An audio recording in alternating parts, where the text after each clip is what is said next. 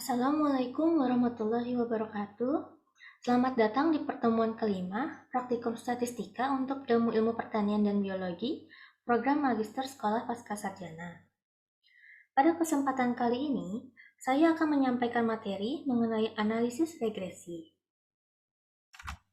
Apa itu analisis regresi?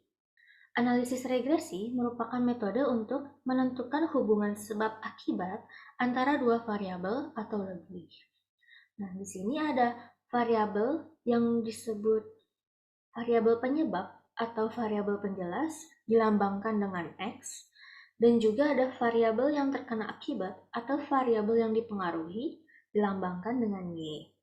Kedua variabel ini merupakan komponen utama dalam analisis regresi. Analisis regresi memiliki beberapa macam model. Yang pertama, analisis regresi dibedakan menjadi regresi sederhana dan berganda. Kemudian, dibedakan lagi menjadi regresi linier dan non-linier. Adapun pada kesempatan kali ini, materi yang dibahas akan fokus pada analisis regresi linier.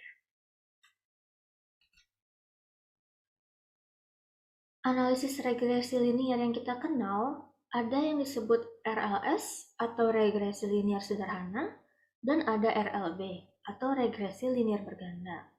Apa perbedaannya? Kalau RLS memiliki satu variabel dependen atau Y dan juga memiliki hanya satu variabel independen atau X. Sedangkan RLB memiliki satu variabel dependen atau Y dan memiliki lebih dari satu variabel independen atau X. Baik, pada pertemuan kelima ini, yang dibahas terlebih dahulu yaitu regresi linier sederhana. Dari namanya sederhana, artinya banyaknya peubah bebas atau penjelas atau X hanya satu. Nah, di sini diasumsikan bahwa perubahan Y terjadi karena adanya perubahan X.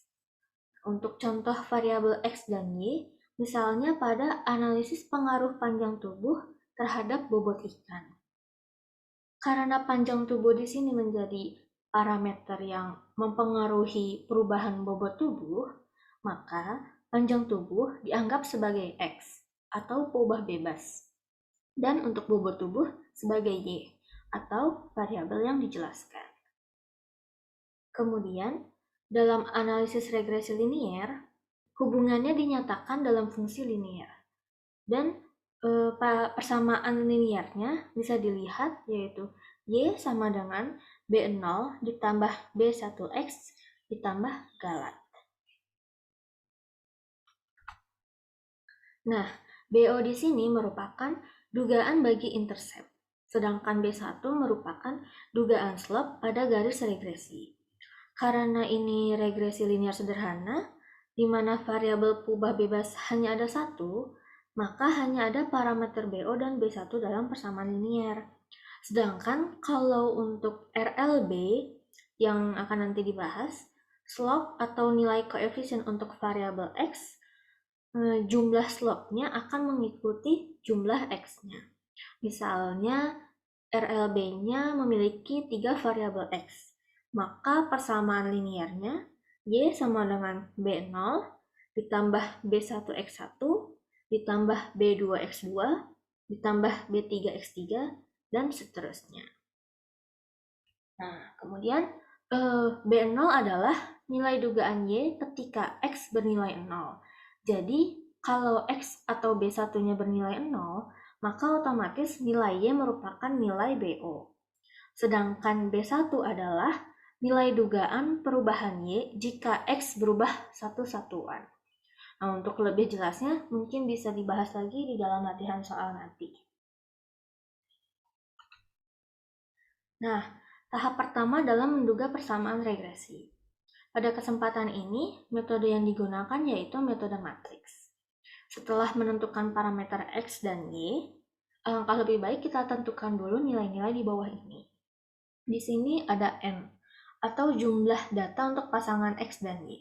Bisa kita lihat di sini N merupakan urutan ke bawah ya, jadi jumlah N-nya berarti jumlah yang ada di paling bawah urutannya. Kemudian ada Jx, merupakan total dari kolom X, atau sama dengan sigma X.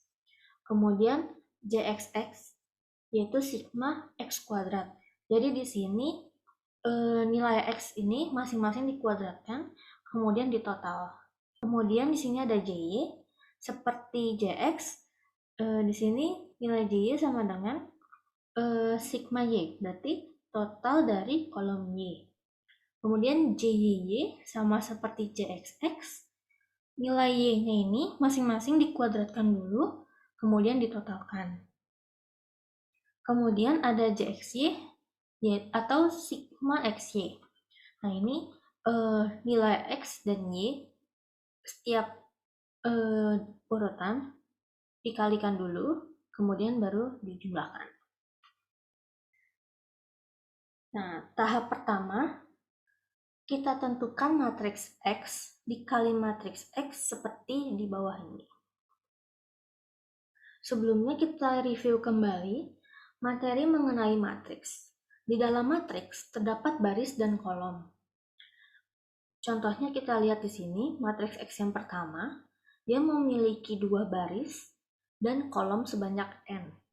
Sedangkan matriks X yang kedua memiliki baris sejumlah n dan kolomnya sebanyak 2. Nah, dari sini kita akan membuat perkalian matriks, di mana syarat 2 matriks agar dapat dioperasikan perkalian, yaitu kolom matriks pertama harus sama dengan jumlah baris matriks kedua.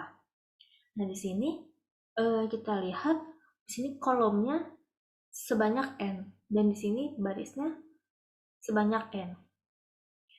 Maka hasil perkalian matriks X dengan matriks X akan menjadi di sini barisnya 2 dan X yang kedua di sini kolomnya 2. Jadi 2 kali 2. Kemudian kita dapatkanlah matriks X dikali matriks X seperti berikut. Itu sigma n, di sini sigma X, dan sigma X kuadrat.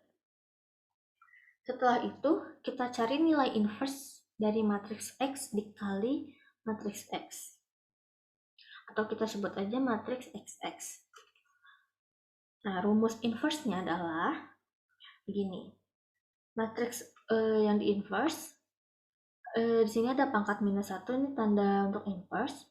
Kemudian rumusnya 1 dibagi, ini dikali silang. Sigma n dikali sigma x kuadrat, jadi seperti ini. Kemudian dikurang sigma x dikali sigma x. Nah, untuk posisinya, kemudian ini dikalikan dengan matriks, ini posisinya dibalik. Yang awalnya di bawah ini, sigma x kuadrat, berubah posisi dengan sigma n. Nah, sedangkan posisi yang di sini, nilainya berubah jadi negatif. Kemudian, hasil dari perhitungan ini, yang ada di lingkaran ini, dikalikan masing-masing dengan yang ada di dalam matriks, satu persatu, dikalikan. Nah, kemudian nanti kita dapatkan inverse dari matriks XX, kita anggap saja ini nilainya A, B, C, dan D. Kemudian tahap yang kedua, kita tentukan matriks X dikali Y. Nah, cara perkaliannya sama, tapi karena pada matriks Y hanya ada satu kolom, sehingga hasil perkalian matriks XY seperti berikut. Di sini sigma Y saya asumsikan sebagai M dan sigma XY saya asumsikan sebagai N. Kemudian tahap yang ketiga, kita mencari matriks B, yaitu dengan mengkalikan matriks XX inverse dan matriks XY. Nah, karena matriks XX inverse mempunyai 2 baris dan XY mempunyai 1 kolom, maka matriks B menjadi matriks 2 kali 1. Barisnya 2, kolomnya 1. Nah, untuk baris pertama nilainya didapatkan dari A Di sebelah sini dikali M ditambah B dikali M. Sedangkan untuk yang baris kedua, nilainya didapatkan dari C dikali M ditambah D dikali M. Nah, kemudian kita dapatkan nilai yang di baris atas menjadi nilai B0 atau A. Sedangkan nilai yang ada di baris kedua atau yang di bawah menjadi nilai B1 atau B. Oke, sampai tahap ini kita sudah dapatkan nilai koefisien A dan B serta persamaan linier regresinya. Berikutnya, kita akan mengukur keragaman regresi. Yang pertama, kita hitung dulu faktor koreksi. Rumusnya, sigma Y dikuadratkan dibagi dengan N. Kemudian, ada yang disebut dengan jumlah kuadrat. Jumlah kuadrat ini ada 3 jenis. Yang pertama, jumlah kuadrat total. Kemudian ada jumlah kuadrat regresi. Dan jumlah kuadrat galat atau sisaan. Jumlah kuadrat total atau disingkat JKT, rumusnya ini ada matriks YY dikurang FK, atau yang lebih mudahnya kita masukkan saja nilai sigma dari Y kuadrat dikurang FK untuk mencari JKT seperti ini. Kemudian untuk mencari JKR, rumusnya matriks B dikali matriks XY dikurangi FK. Nah, tadi kan sudah didapatkan matriks B. Oh maaf, ini matriks B transpos. Nah, matriks B kita ubah dulu menjadi transpos, yaitu baris menjadi kolom. Karena tadi barisnya 2, diubah menjadi kolomnya 2, seperti ini. Kemudian, B transpos ini dikalikan dengan tadi matriks XY. Nah, hasilnya akan menjadi rumusnya seperti ini. A dikali sigma Y ditambah B dikali sigma XY dikurangi FK. Ya, untuk lebih mudahnya mencari JKR akan seperti ini rumusnya. Kemudian untuk JKG atau JKS, rumusnya tinggal JKT dikurang JKR.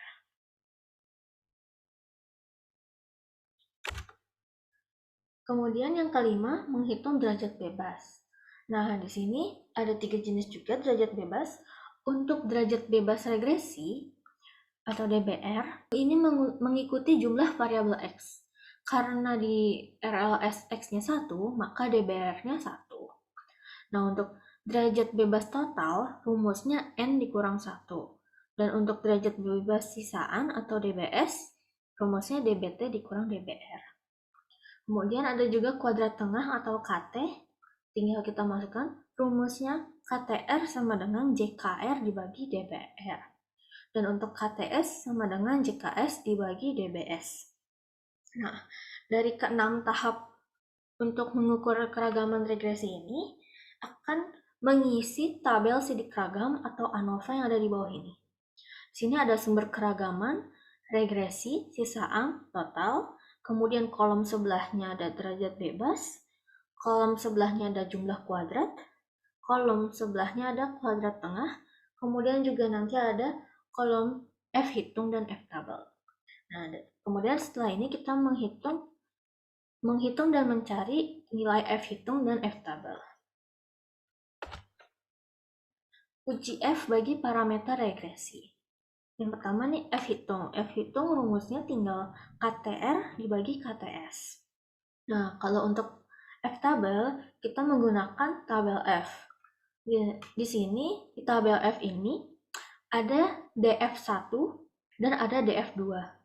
Nah, DF1 ini, atau yang kolom ini, diambil dari nilai DBR. Sedangkan DF2 atau yang baris ke bawah ini, diambil dari DBS. Nah, contohnya misalnya di sini. Ada DBR-nya sama dengan 1, DBS-nya 6. Diketahui alfanya 5% atau 0,05. Maka F tabelnya kita lihat di sini DF1 atau DBR-nya 1, kemudian DF2 atau DBS-nya 6. Kita dapatkan F tabelnya 5,98. Oke, yang berikutnya hipotesis. Sini persamaan RLS, Y sama dengan B0 ditambah B1 X tambah galat. Untuk sederhananya, hipotesis pada RLS bagi berikut. H0 apabila B1 sama dengan 0. H1 apabila B1 tidak sama dengan 0. Nah, di sini penjelasannya. H0 apabila B1 sama dengan 0. Maka variabel X-nya tidak memberi pengaruh terhadap perubahan Y. Nah, kemudian untuk H1 apabila B1-nya tidak sama dengan 0, maka menunjukkan variabel X memberi pengaruh terhadap Y sebesar B1. Nah, uji F ini digunakan sebagai uji statistik untuk pembuktian atau menguji hipotesis. Nah, di sini contoh uji F, kita dapatkan nilai F tabel sebesar 5,32 dan F hitungnya sebesar 11,08. Ini sebagai permisalan, apabila nilainya mendekati 0, maka terima H0. Apabila semakin menjauhi 0, maka tolak H0. Nah, kita ketahui dulu pertama di sini ada F tabelnya sebesar 5,32. Kemudian ternyata F hitungnya lebih besar dari F tabel, berarti semakin menjauhi 0. Area yang semakin menjauhi 0, ini berarti tolak H0. Nah, kalau sebaliknya, kalau F hitungnya lebih kecil dari F tabel, berarti berada di area yang mendekati terima H0. Nah, makanya untuk singkatnya bisa dilihat F hitung, apabila F hitung lebih besar dari F tabel, maka tolak H0. Apabila F hitung lebih kecil dari F tabel, maka gagal tolak H0 atau terima H0. Kemudian kita cari koefisien determinasi dan koefisien korelasi. Apa itu koefisien determinasi? Nah, di sini untuk mengukur proporsi sumbangan X terhadap variasi atau naik turunnya Y. Koefisien determinasi ini dilambangkan dengan R kuadrat. Rumusnya JKR dibagi JKT. Nah, bagaimana cara interpretasi koefisien determinasi?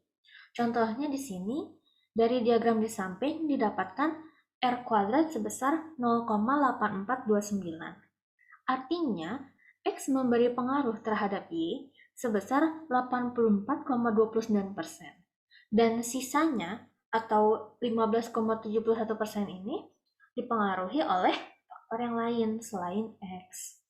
Kemudian untuk koefisien korelasi, yaitu untuk mengukur keeratan suatu hubungan antar variabel. Koefisien korelasi dilambangkan dengan R kecil. Jadi cara mencarinya yaitu akar dari R kuadrat. Nah, cara interpretasi untuk koefisien korelasi bisa kita lihat di tabel berikut. Dibagi menjadi 5 selang kelas. Untuk selang nilai 0,0 hingga 0,19, korelasinya berarti sangat rendah. Kemudian untuk selang 0,2 hingga 0,39, berarti korelasinya rendah. Untuk selang nilai 0,4 hingga 0,59, berarti korelasinya sedang. Untuk selang 0,6 hingga 0,79, artinya korelasinya kuat. Dan untuk selang nilai 0,8 hingga 1,0, berarti korelasinya sangat kuat. Baik, selanjutnya kita langsung saja ke latihan soal. Berikut merupakan data hubungan antara lebar karapas dengan bobot tubuh belangkas. Nah, di sini kita tentukan yang mana variabel X dan yang mana variabel Y. Kemudian tentukan nilai A dan B, tuliskan persamaan regresi, tuliskan tabel sidik ragam, dan tentukan nilai koefisien korelasi dan determinasinya. Oke, kita yang pertama tentukan nilai X. Karena lebar karapas ini sebagai parameter yang dapat mempengaruhi perubahan bobot tubuh, maka lebar karapas sebagai X dan bobot sebagai Y. Nah, kemudian untuk agar lebih mudah, kita buat tabel seperti ini agar di perhitungan nanti bisa memudahkan. Tabel bantu untuk X, Y, dan seterusnya. Kemudian yang pertama kita cari nilai dari matriks XX, kita masukkan saja langsung sigma N-nya tadi 7, kemudian sigma X-nya 120, di sini juga 120, kemudian sigma X kuadratnya 2096. Kemudian kita cari sini matriks inverse-nya. Kita hitung 1 dibagi 7 dikali 2096, kemudian dikurang 120 dikali 120. Nah, di sini juga kita ubah posisinya untuk matriks. Yang ada di bawah ini jadi di atas, tukeran dengan nilai 7, disilang. Kemudian yang silang ini menjadi negatif nilainya, dikali negatif. Kemudian kita dapatkan di sini 1/272 dikali dengan yang ada di sini. 1/272 ini masing-masing dikalikan dengan nilai yang ada di posisi matriks ini. Kemudian kita dapatkan yang di sini 7,7, di sini min 0,44, di sini karena nilainya sama. Kemudian yang di sini berarti 0,0257. Kemudian kita siapkan matriks XY, tinggal kita taruh nilai sigma Y dan sigma XY. Tadi sigma Y-nya 2932 dan sigma XY-nya 53319. Nah, kemudian kita cari matriks B. Matriks B yaitu perkalian dari inverse XX dikali XY. Nah, seperti cara yang tadi, yang ada di sini dikalikan dengan yang ada di atas, kemudian yang ini dikalikan yang di bawah. Ini dijumlahkan. Jadi seperti ini. 7,7 dikali 2932 ditambah min 0,44 dikali 53319. Kemudian yang bawah juga 0,44 dikali 2932 ditambah 0,0257 dikali 53319. Kita dapatkan hasilnya B untuk yang baris atas minus 929,4 dan yang di bawah 78,65. Nah, di sini berarti yang di atas menjadi nilai B0 atau A, kemudian yang di bawah menjadi nilai B1 atau B. Kita masukkan sini, Y-nya sama dengan 78,65X minus 929,44. Oke, sampai sini kita sudah mendapatkan persamaan regresinya. Yang berikutnya, kita mencari keragamannya. Pertama, kita cari FK dengan rumus seperti ini. Sigma Y kuadrat dibagi N, kita dapatkan hasilnya seperti ini. Kemudian JKT, rumusnya sigma dari Y kuadrat dikurang FK. Nah, ini sigma Y kuadrat sudah ada di tabel ini, dikurangi dengan FK. Kita dapatkan JKT-nya sekian. Kemudian JKR. JKR untuk rumus mudahnya A dikali sigma Y ditambah B dikali sigma XY dikurang FK. Karena tadi kita sudah dapatkan nilai A dan nilai B-nya, tinggal kita masukkan saja. Dan dikali nilai sigma Y-nya bisa dilihat di tabel, dan sigma XY-nya juga bisa dilihat di tabel. Kita dapatkan JKR sekian. Kemudian untuk JKS, berarti langsung aja JKT dikurangi JKR. Hasilnya sekian. Nah, untuk DB, DBR-nya, karena jumlah X-nya 1, maka DBR-nya 1. Untuk DBT, kita lihat di sini, N-nya sama dengan 7. Berarti 7 dikurang 1 sama dengan 6. Untuk DBS, DBT dikurang DBR. 6 dikurang 1, berarti 5. Kemudian KTR. Kita mencari KTR, tinggal JKR dibagi DPR. Karena DPR-nya 1, maka hasilnya sama dengan JKR. Kemudian untuk KTS, JKS dibagi DBS. Kita dapatkan KTS-nya sekian. Kemudian dari nilai kuadrat tengah ini, kita cari F hitungnya. Kita dapatkan F hitungnya sebesar 26,83. Nah, dari sini sudah kita dapatkan tabel sidik ragam atau ANOVA-nya. Kita masukkan nilai-nilai yang sudah dihitung tadi. Untuk F tabelnya, kita cari, karena di sini DBR-nya 1 dan DBS-nya 5. Berarti kita cari DF-nya 1, dan untuk DF yang 2-nya 5. Kita dapatkan F tabelnya 6,607 atau dibulatkan 6,61. Kemudian kita cari koefisien determinasi dan koefisien korelasi. Koefisien determinasi JKR dibagi JKT kita dapatkan 0,8429. Kemudian yang korelasinya akar dari R kuadrat yaitu 0,918. Nah, dari hasil RLS ini bisa kita simpulkan sebagai berikut.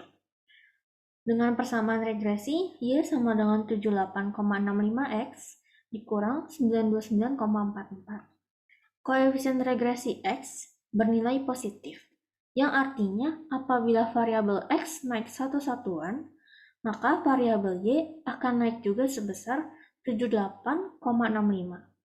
Dan apabila nilai X sama dengan 0, maka Y sama dengan minus 929,44. Kemudian, F hitungnya lebih besar dari F tabel. Maka hasilnya tolak H0. Artinya, terdapat pengaruh variabel X terhadap perubahan variabel Y. Nah, kemudian koefisien determinasi R kuadrat sebesar 0,8429. Artinya, sebesar 84,29% variabel dipengaruhi oleh variabel X, variabel Y dipengaruhi oleh variabel X, dan sebesar 15,71% dipengaruhi oleh faktor lain. Kemudian, koefisien korelasinya didapatkan 0,92, yang artinya terdapat korelasi yang sangat kuat antara X, Y. Baik, sekian materi untuk pertemuan kelima ini. Kurang lebihnya mohon maaf. Billahi taufiq wal hidayah. Wassalamualaikum warahmatullahi wabarakatuh.